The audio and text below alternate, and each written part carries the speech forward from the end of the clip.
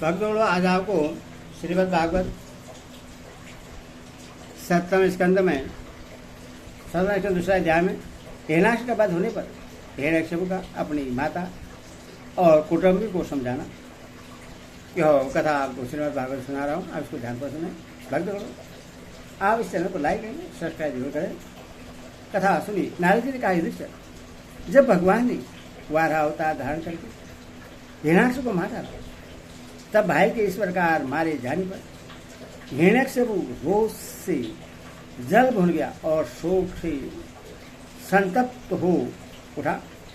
वह क्रोध से कांपता हुआ अपने दांतों से बार बार होंठ चबाने लगा।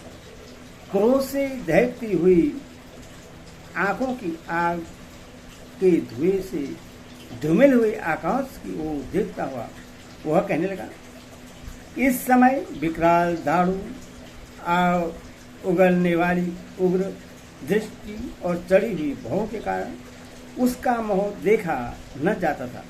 भरी सभा में त्रिशूल उठाकर उसने द्विमूर्धा, त्रियक्ष, संबर, सदबाहु, हयग्रीव, नमुच, पाक, इजबल, विप्रचित, पुलोमा और शकुन आदि को संबोधित करके कहा, दैत्यों और दानवों, तुम सब लोग मेरी बात सुनो और उसके बाद जैसे मैं कहता हूं वैसे करो।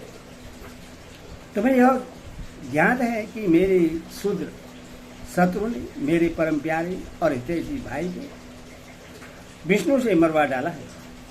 यदि भी वह देवता और दैत्य दोनों के प्रति सम्मान है, तथापि दौड़ धूप और अनुनय विनय करके देवताओं ने उससे अपने पक्ष में कर लिया है।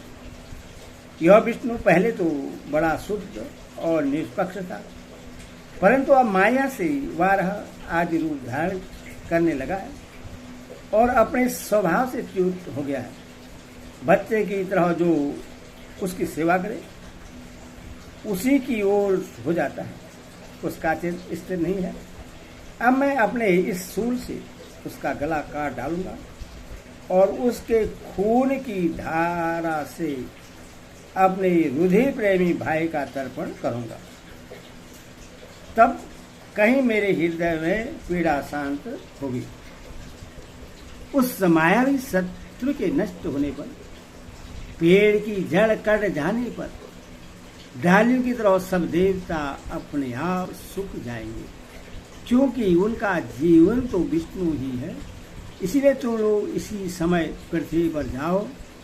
आजकल वहाँ ब्राह्मण और क्षत्रियों की बहुत बढ़ती हो गई है। वहाँ जो लोग तपस्या, यज्ञ, स्वाध्याय, व्रत और दानादि शुभ कर्म कर रहे हो, उन सबको मार डालो। विष्णु की जड़ है दी जातियों का धर्म कर्म, क्योंकि यज्ञ और धर्म ही उसके स्वरूप हैं। देवता, ऋषि, पितर, समस्त प्राणी और धर्म का वही परम आश्रय है।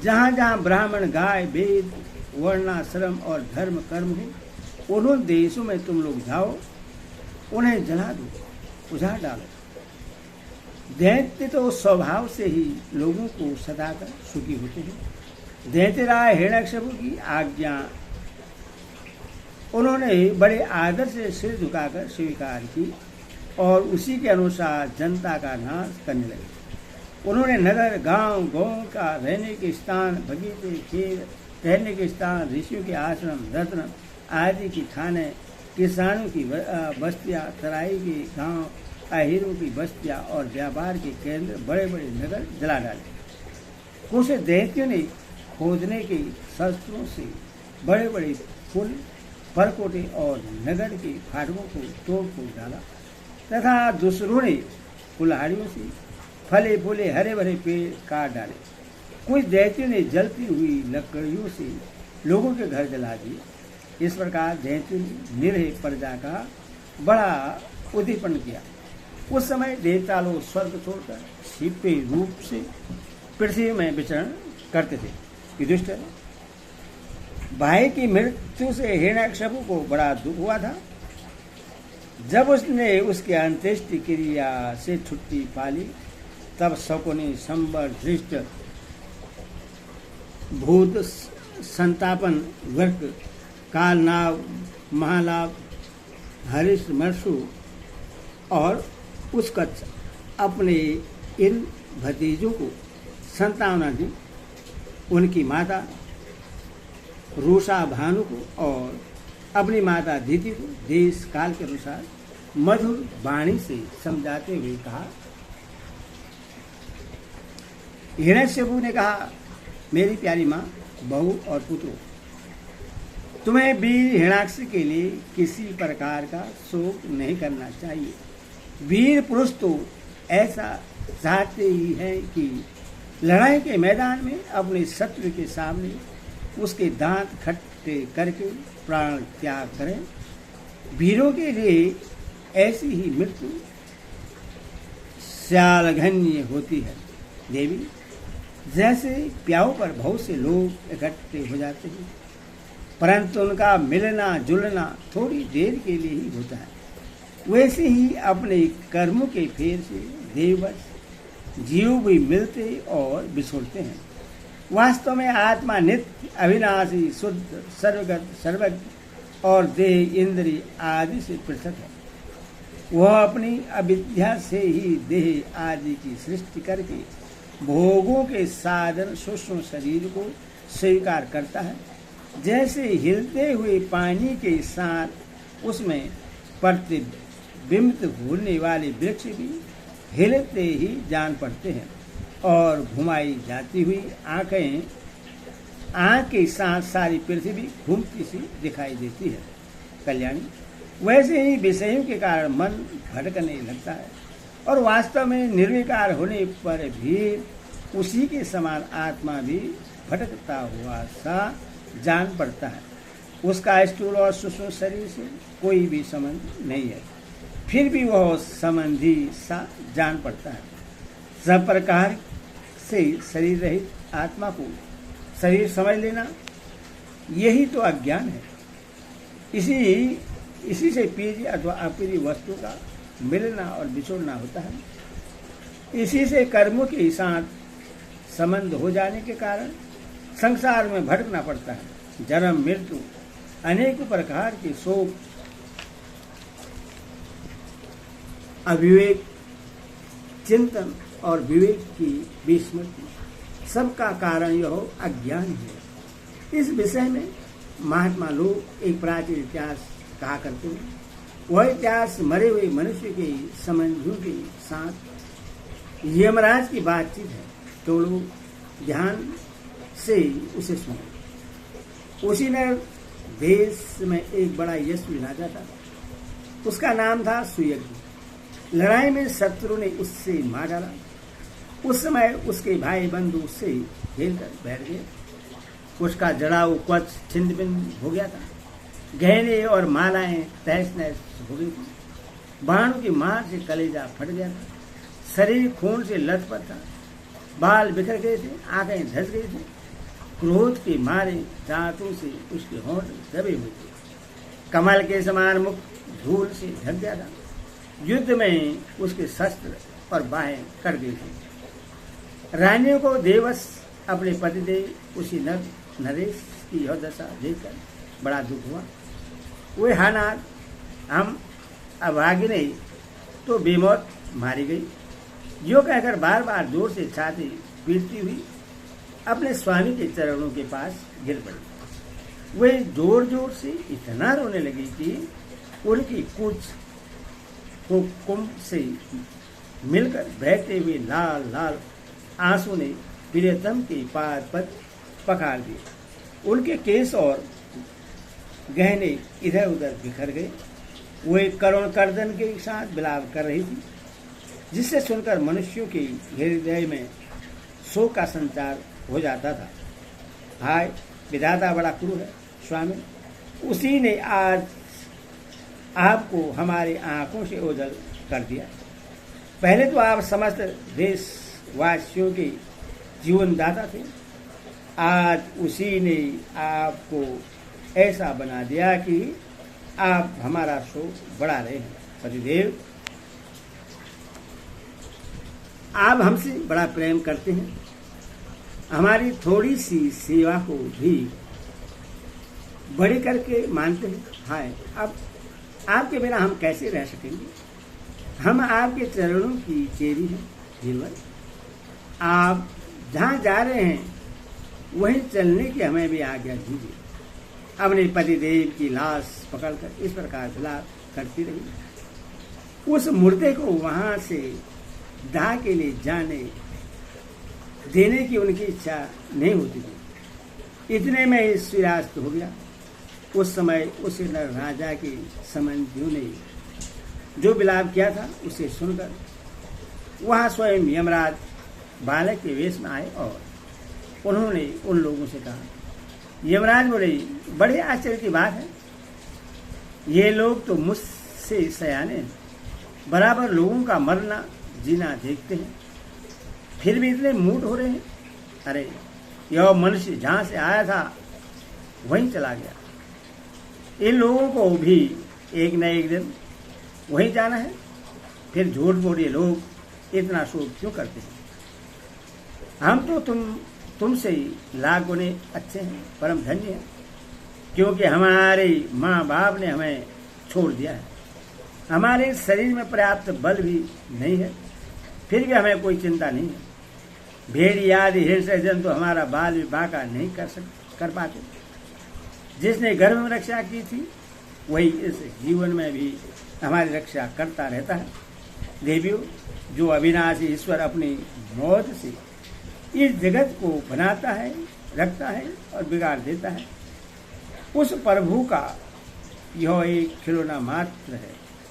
वह इस चराचर जगत को दंड या पुरस्कार देने में समर्थ है। भाग्य अनुकूल हो तो रास्ते में गिरी हुई वस्तु भी ज्यों की त्यों पड़ी रहती है, परंतु भाग्य के प्रतिकूल होने पर घर के भीतर तिजोरी में रखी हुई वस्तु भी खो जाती है। जीव बिना किसी सहारे के देव की दया दृष्टि से जंगल में बहुत दिनों तक जीवित रहता है, परंतु देव के विपरीत होने पर घर में सुरक्षित रहने पर भी मर जाता है। प्राणियों, सभी प्राणी की मृत्यु अपने पूर्व जन्म की कर्म वासना के अनुसार समय पर होती है और उसी के अनुसार उनका जन्म भी होता है, परंतु आत्मा शरीर से अत्यंत भिन्न है, इसीलिए वह उसमें रहने पर भी उसके जन्म मृत्यु आदि धर्मों से अछूता ही रहता है। जैसे मनुष्य अपने मकान को अपने से अलग और मिट्टी का समझता है, वैसे यह शरीर भी अलग और मिट्टी का है। मोहबस वह इससे अपना समझ बैठता है। जैसे बुलबुले आदि पानी के विकार, घड़े आदि मिट्टी के विकार और गहने आदि स्वर्ण के विकार समय पर बनते हैं, रूपांतरित होते हैं तथा नष्ट हो जाते हैं, वैसे इन्हीं तीनों के विकार से बना हुआ यह शरीर भी समय पर बन बिगड़ जाता है। जैसे काठ में रहने वाली व्यापक अग्नि सर्वस्व ही उससे अलग है, जैसे देह में रहने पर भी वायु का उससे कोई संबंध नहीं है, जैसे आकाश सब जगह एक सा रहने पर भी किसी के दोष गुण से लिप्त नहीं होता, वैसे समस्त देहेंद्रियों में रहने वाला और उनका आश्रय आत्मा भी उनसे अलग और निलिप्त है। मूर्खों, जिसके लिए तुम सब शोक कर रहे हो, वह सुयज्ञ नाम का शरीर तो तुम्हारे सामने पड़ा है। तुम लोग इसी को देखते थे। इसमें जो सुनने वाला और बोलने वाला था वह तो कभी किसी को दिखाई पड़ता था, किसी को नहीं दिखाई पड़ता था, फिर आज भी नहीं दिखाई दे रहा है, तो शोक क्यों? तुम्हारी यह मान्यता कि प्राण ही बोलने या सुनने वाला था सो निकल गया, मूर्खतापूर्ण है, क्योंकि सुषुप्ति के समय प्राण तो रहता है, घर पर न वह बोलता है न सुनता है, शरीर में सब इंद्रियों की चेष्टा का हेतुभूत जो महाप्राण है वह प्रधान होने पर भी बोलने या सुनने वाला नहीं है, क्योंकि वह जड़ है। देह और इंद्रियों के द्वारा सब पदार्थों का दृष्टा जो आत्मा है वह शरीर और प्राण दोनों से पृथक है। यदि भी वह परिच्छन नहीं है, व्यापक है, फिर भी पंचभूत, इंद्रिय और मन से युक्त नीचे ऊंचे देव, मनुष्य, पशु, पक्षी आदि शरीरों को ग्रहण करता और अपने विवेक बल से मुक्त भी हो जाता है। वास्तव में वह इन सब से अलग है। जब तक वह 5 प्राण, 5 कर्मेंद्रिय, 5 ज्ञानेंद्रिय, बुद्धि और मन, इन 17 तत्वों से बने हुए लिंग शरीर से युक्त रहता है, तभी तक कर्मों से बंधा रहता है। और इस बंधन के कारण ही माया से होने वाले मोह और कलेश बराबर उसके पीछे पड़े रहते हैं। प्रकृति के गुण और उनसे बनी हुई वस्तु को सत्य समझना अथवा कहना झूठ मूठ का दुराग्रह है। मनोरथ के समय ही कल्पित और स्वप्न के समय की दिख पड़ने वाली वस्तु के समान इंद्रियों के द्वारा जो कुछ ग्रहण किया जाता है सब मिथ्या है। इसीलिए शरीर और आत्मा का तत्व जानने वाले पुरुष न तो अनित्य शरीर के लिए शोक करते हैं और न नित्य आत्मा के लिए ही, परंतु ज्ञान की दृढ़ता न होने के कारण जो लोग शोक करते रहते हैं उनका स्वभाव बदलना बहुत कठिन है। किसी जंगल में एक बहेलिया रहता था। वह बहेलिया क्या था, विधाता ने मानो उसे पक्षियों के काल रूप में ही रच रखा था। जहाँ कहीं भी वह जाल फैला देता और ललचाकर चिड़ियों को फंसा लेता। एक दिन उसने कुलिंग पक्षी के एक जोड़े को चारा चुगते देखा। उनमें से ही उस बहेलिये ने मादा पक्षी को तो शीघ्र ही फंसा लिया। कालवश वो जाल के फंदों में फंस गई। नर पक्षी को अपनी मादा की विपत्ति को देखकर बड़ा दुख हुआ।